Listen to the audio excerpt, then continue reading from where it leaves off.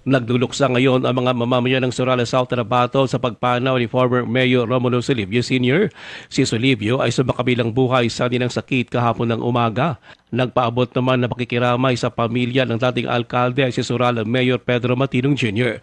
Sa kanyang pahayag, inalala ni Matinong ang dating alkalde bilang tapat at masipag na lingkod bayan.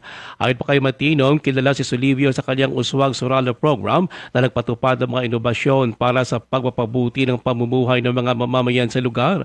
Dahil sa kanyang pagsulong sa organic farming, ayon pa kay Matinong, kinilala rin si Solivio na Mr. Organico.